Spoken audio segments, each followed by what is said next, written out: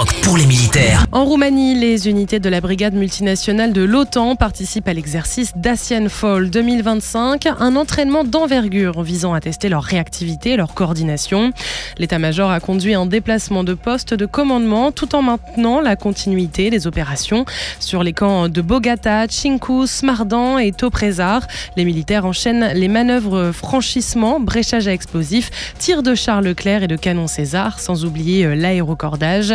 L'objectif, valider la pleine capacité opérationnelle de la brigade internationale de l'OTAN et démontrer la maîtrise du combat interarmes, interalliés au cœur du dispositif de défense de l'OTAN.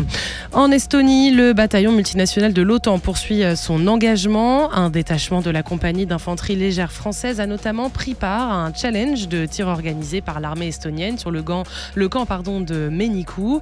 Au programme, tir de précision à l'arme de poing et au fusil d'assaut, y compris en situation de fatigue pour coller aux conditions réelles de terrain.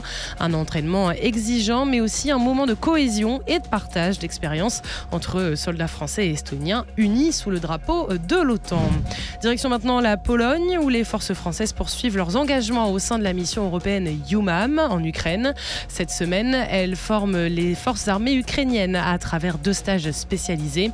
Le premier, Basic Training Instructor, vise à préparer de futurs formateurs militaires capables d'instruire les jeunes recrues au combat, au tir ou encore au secourisme. Le second, Basic Pathfinder Operator Training, entraîne un peloton ukrainien à combattre de jour comme de nuit en combinant génie, drone et appui-feu. Une coopération européenne essentielle pour renforcer les capacités opérationnelles de l'armée ukrainienne.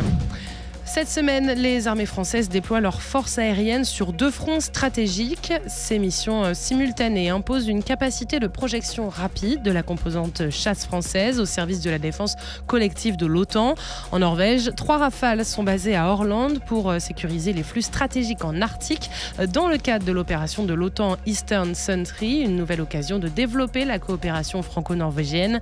Et puis parallèlement, en République tchèque, 3 Mirage 2000D rejoignent la base de Kaslav pour un échange de savoir-faire avec les forces tchèques dans le cadre de l'opération de défense aérienne Air Shielding. Et puis pendant pratiquement tout le mois d'octobre, un patrouilleur du service public français a participé à l'opération OTAN Baltic Sentry destinée à surveiller les infrastructures sous-marines critiques et renforcer la posture de la réassurance de l'Alliance. Plusieurs exercices conjoints ont été menés avec les alliés du Task Group permanent de l'OTAN en Baltique, tandis que le navire contribuait également à la surveillance de la Dark Fleet, composée de navires opérant en marge des régulations internationales. Cette mission illustre la contribution continue de la France à la sécurité maritime dans une zone stratégique. Sur terre, sur mer, comme dans les airs. Skyrock PLM, en équipe avec Uneo, la mutuelle des forces armées.